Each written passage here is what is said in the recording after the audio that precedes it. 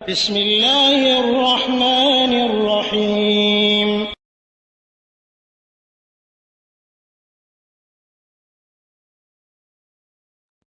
ওয়ালাইকুম আসসালাম রহমতুল্লাহ বরকাতুহ। আসলে এসে 6624 আমাদের দিনী বোন আসিয়া বিনতে মালিক এই নম্বরে প্রশ্ন করেছেন যে যদি কেউ তওবা করে ভালো হয়ে যায়, তওবা ইস্তেগফার করে ভালো হয়ে যায় এবং অতীতে পাপ করেছিল এই পাপগুলি থেকে এভাবে তওবা করে নেয় এবং ভালো হয়ে যাওয়ার পরও যদি তার সঙ্গীরা, তার ওই অসৎ সঙ্গীরা তাকে বিভিন্নভাবে ভয় দেখায় যে তুমি অতীতে যে কাজগুলি করেছিলে, ওয়াকাম কুকাম করেছিলে, এগুলি আমরা কিন্তু ফাঁস করে দেব, তো এভাবে হুমকি ধমকি যদি দেয় তাহলে এমত অবস্থায় কি করণীয় এই ব্যক্তিটির যে তওবা করেছে, ছেলে হোক বা মেয়ে হোক, যে নিজেকে সংশোধন করে নিয়েছে, তওবা ইস্তেগফার করে আল্লাহর কাছে মাপ চেয়ে নিয়েছে এবং সংশোধন এনেছে নিজের জীবনে, ভালো হয়ে গেছে এক কথাই।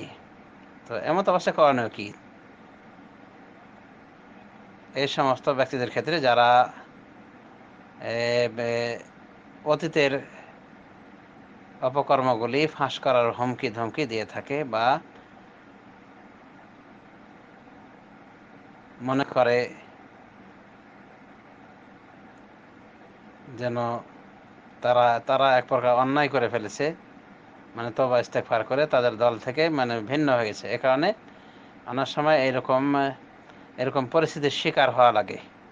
এক কথায় অসৎ চরিত্রের বন্ধুরা বা মেয়ে হলে বান্ধবীরা দেখা যায় যে তাকে ওই পূর্বের দিকে ফেরানোর জন্য বিভিন্ন রকম চেষ্টা করে, বিভিন্ন রকম হুমকি ধমকি দেয় তার ওই অপরাধগুলি, পূর্ব অপরাধগুলি ফাঁস করে দেওয়ার ইত্যাদির, যাতে করে সে ভালো মানুষটি আবার যেন ওই ফিরে আসে ওই পাপের দিকে, ওই পাপাচারী ব্যক্তিদের মতো। তো এমতো অবস্থায় করণীয় কি, এটাই ছিল বোনের প্রশ্ন।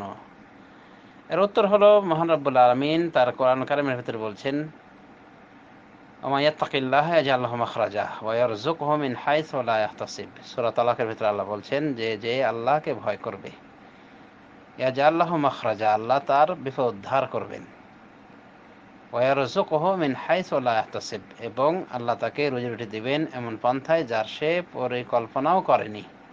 কল্পনা করেনি কোনো সময়। তো আল্লাহ কি বলছেন এখানে, ওয়া মান ইয়াত্তাকিল্লাহা ইয়াজআল লাহু মাখরাজা, যে আল্লাহকে ভয় করবে আল্লাহ তার বিপদ উদ্ধার করবেন। সুতরাং যে ভালো হবে বা যে এ, সংশোধন হয়ে যাবে, তওবা ইস্তেগফার করবে আল্লাহর কাছে পূর্বকৃত অপরাধের জন্য, তো আল্লাহকে ভয় করলে ইনশাআল্লাহ আল্লাহ ব্যবস্থা করে দেবেন এবং শত্রুদের বিষয়ে আল্লাহ যথেষ্ট হয়ে যাবেন ইনশাআল্লাহ। আল্লাহ বলেন, ইন্না কাফাইনাকাল মুস্তাহজিইন। আল্লাহ তার রাসূল সাল্লাল্লাহু আলাইহি ওয়াসাল্লামকে বলছেন যে আমি তোমার জন্য যথেষ্ট ঠাট্টা বিদ্রূপকারীদের ক্ষেত্রে। তো যদি কেউ সত্যিকার অর্থে তওবা করে ইস্তেগফার করে তাহলে এবং আল্লাহকে ভয় করে, ইনশাআল্লাহ আল্লাহ রাব্বুল আলামিন তাকে রক্ষা করবেন। সুতরাং কোনো ক্রমেই সে আবার ফিরে যাবে না পূর্বের পথে বা অসৎ বন্ধুদের হুমকি ধমকিকে পরোয়া করবে না, অসৎ ব্যক্তিদের হুমকি ধমকিকে পরোয়া করবে না, বরং সে আল্লাহকে ভয় করে চলবে, ইনশাআল্লাহ আল্লাহই তার ব্যবস্থা করে দেবেন। কিভাবে আল্লাহ তাকে রক্ষা করবেন, কিভাবে তার মান-ইজ্জত রক্ষা করবেন, এটা দায়িত্ব আল্লাহর, কিন্তু ভয় করতে হবে আল্লাহকে। ওয়া মান ইয়াত্তাকিল্লাহা ইয়াজআল লাহু মাখরাজা, যে আল্লাহকে ভয় করবে আল্লাহ তার ব্যবস্থা করে দিবেন, আল্লাহ তাকে বিপদ উদ্ধার করবেন, আল্লাহ তার বিপদ উদ্ধার করে দেবেন। সুতরাং যারা ভালো হয়, নর হোক নারী হোক, তাদের এটাই করণীয়। আর যারা বকাঠে বন্ধু রয়েছে, প্রয়োজনে তাদেরকেও কোরআন হাদিস দিয়ে ওয়াজ শোনাবে, তাদেরকে হয় তাদের নিকটে সকলের সাথে তাদেরকে সরাসরি আলোচনা করবে, তাদের নিকটে তাদেরকে হেদায়েতি বাণী শোনাবে, কোরআন হাদিসের আলোচনা শোনাবে, আল্লাহর ভয় দেখাবে, হতে পারে তারা হেদায়েত হয়ে যাবে। নারী হলে নারীর বৈঠকে নারীদেরকে বুঝাবে, ওই অসৎ সঙ্গিনীদেরকে বুঝাবে। আর পুরুষ হলে পুরুষ তার বন্ধু অসৎ বন্ধুদেরকে সে বোঝানোর চেষ্টা করবে, আল্লাহর ভয় তাদেরকে দেখানোর চেষ্টা করবে। অনুরূপভাবে যদি এমন হয় যে ওরা ফাঁস করে দিবে এবং এই অপরাধগুলি যদি এই পর্যায়ের হয় যে জেনা ব্যভিচারের সাথে জড়িত অপরাধ, হয়তো জানে যে অমুকের সাথে এই করেছে সেই করেছে ইত্যাদি। এক কথায় ক্রাইম বিষয়ে তারা জানে। তো এই বিষয়গুলি তারা যদিও প্রচার করতে চায়, প্রচার করলেও এই তবাকারী ব্যক্তিরা ওটাকে স্বীকার করবে না, অস্বীকার করবে সরাসরি। কারণ জেনা ব্যভিচার এমন একটা বিষয় যে এটা সাক্ষীর ভিত্তিতে প্রমাণ করা সম্ভব নয়। কারণ জেনার জন্য 4 জন সাক্ষীর প্রয়োজন রয়েছে, যারা চাক্ষুষ দেখবে সরাসরি জেনা অবস্থায় লিপ্ত হওয়া,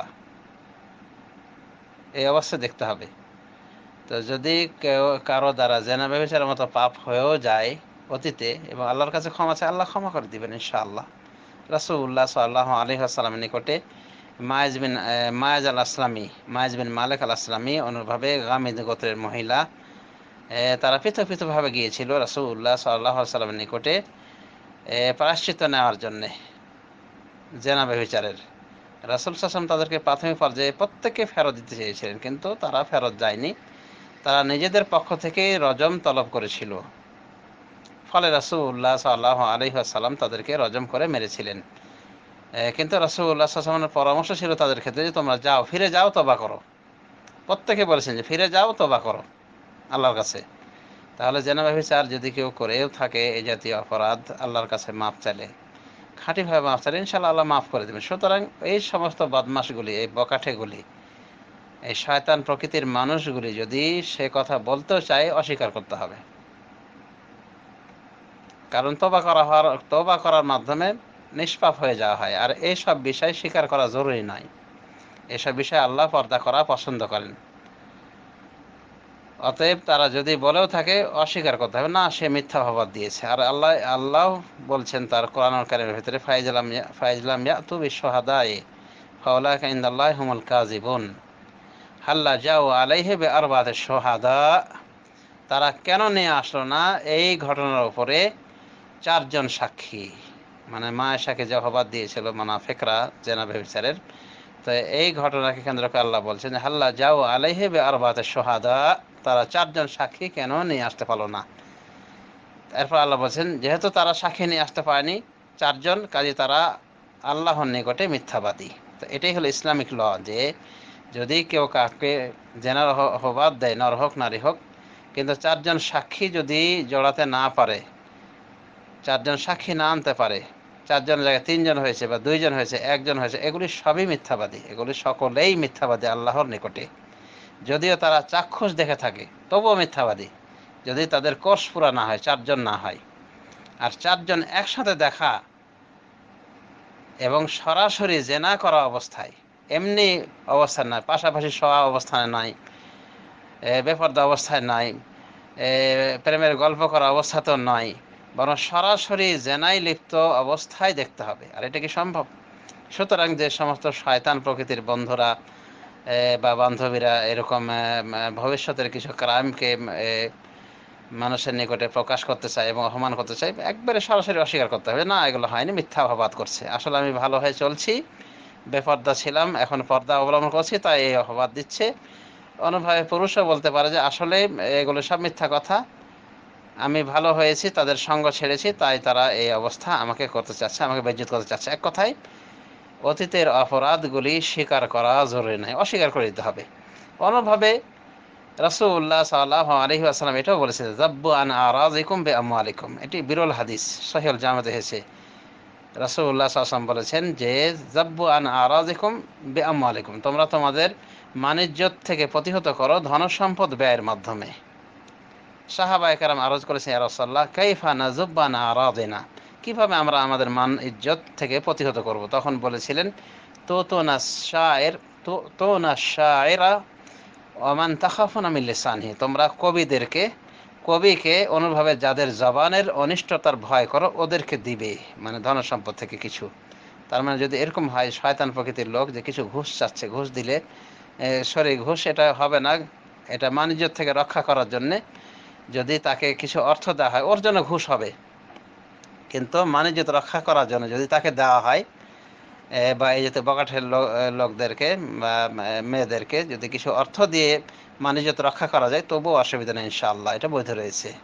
এটা রাসূলুল্লাহ সাল্লাল্লাহু আলাইহি ওয়াসাল্লাম বৈধ রেখেছেন। কি বলছেন? যাব্বু আন আরাজিকুম বিআমওয়ালিকুম, তোমরা তোমাদের মানিজ্যতকে প্রতিহত করো ধন সম্পদের মাধ্যমে। সুতরাং এই জাতীয় শয়তান প্রকৃতির লোকদেরকে যদি কিছু অর্থ দিয়েও থামানো যায় এদের মুখ, অসুবিধা নেই ইনশাআল্লাহ, সেটাও করা যেতে পারে। এক কথায় তাদেরকে থামানোর জন্যে সার্বিক ব্যবস্থা অবলম্বন করতে হবে। বিশেষ করে তাকওয়া, পরহেজগারিতা, এটা হলো সব থেকে বড় গুণ। একজন মুত্তাকি হয়ে যাওয়ার পর পূর্বের কৃত অপরাধগুলির মাপ চাওয়ার পরে আল্লাহ রাব্বুল আলামিন ওই অপরাধগুলির জন্য পাকড়াও করবেন না।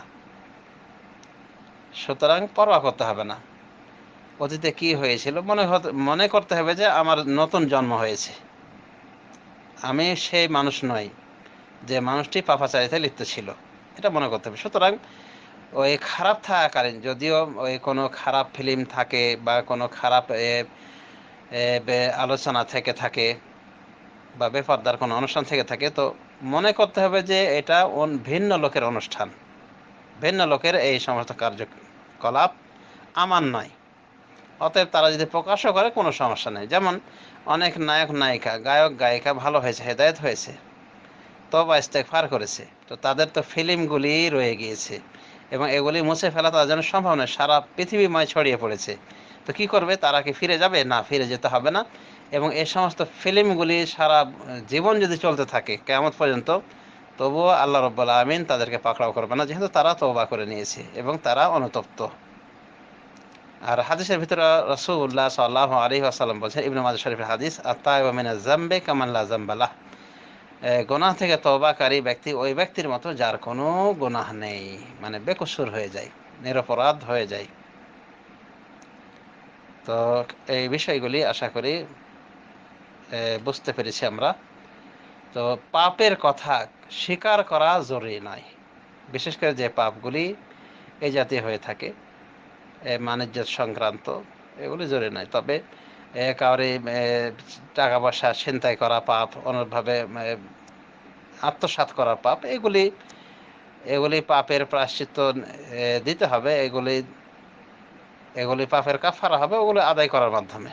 কিন্তু যেগুলি জেনা, ব্যভিচার, অনুরূপভাবে এই জাতীয় বিষয়, পর্দা বেপর্দা ইত্যাদি বিষয় যা অতীতে হয়েছে, তো এগুলির জন্য আশা করি আল্লাহর তাকওয়া অবলম্বন করলে আল্লাহ ব্যবস্থা করে দিবেন। এরপরও সহযোগী কিছু মাধ্যম অবলম্বন করার পরামর্শ দেওয়া হয়েছে। আশা করি এগুলি গ্রহণ করলে কোনো সমস্যা হবে না। আসলে যারা খারাপ প্রকৃতির মানুষ তারা সবসময় চায় যে তার মতো খারাপ হয়ে চলুক, আর এই কারণে এই সমস্যাগুলি হয়ে থাকে। যে একজন ভালো হলে, একজন হয়তো পর্দা করতো না, পর্দার বিধিবিধান জানতো না, তার অতটুকু জ্ঞান ছিল না, অনুরূপভাবে বেপর্দা থাকাকালীন আরও অকাম কুকাম হতে পারে, কিন্তু হেদায়েত হলে দেখা যায় যে এই পর্দাহীন নারীরা সহ্য করতে পারে না। অনুরূপভাবে ছেলের ক্ষেত্রেও হয়ে থাকে যে বখাটে ছেলেদের মধ্য থেকে কেউ যদি হেদায়েত হয়ে যায়, তো দেখা যায় যে ওরা তাকে আপ্রাণ চেষ্টা করে পূর্বের দিকে ফিরিয়ে নেওয়ার জন্য এবং বিভিন্ন রকম হুমকি ধমকি দিয়ে থাকে। তো এগুলোকে পরোয়া করতে হবে না, আল্লাহকে ভয় করতে হবে, আল্লাহ বিপদ উদ্ধার করে দেবেন। আবারও আমি স্মরণ করে দিচ্ছি আয়াতটি, ওয়া ইয়াত্তাকিল্লাহ ইয়াজআল লাহু মাখরাজা। আল্লাহ বলছেন যে আল্লাহকে ভয় করবে, আল্লাহ তার বিপদ উদ্ধার করবেন, ওয়া ইয়ারযুকহু মিন হাইসু লা ইয়াহতাসিব, এবং তাকে রুজি রুটি দিবেন এমন পন্থায় যার সে কল্পনাও করেনি। আল্লাহ রাব্বুল আলামিন আমাদের সবার জন্যে যথেষ্ট হয়ে যান এই সমস্ত খারাপ প্রকৃতির মানুষদের অংশ থেকে। আল্লাহুম্মা আমিন। হাদা ওয়া সাল্লাল্লাহু আলা নবী মুহাম্মদ ওয়া আলা আলিহি ওয়া সাহবিহি।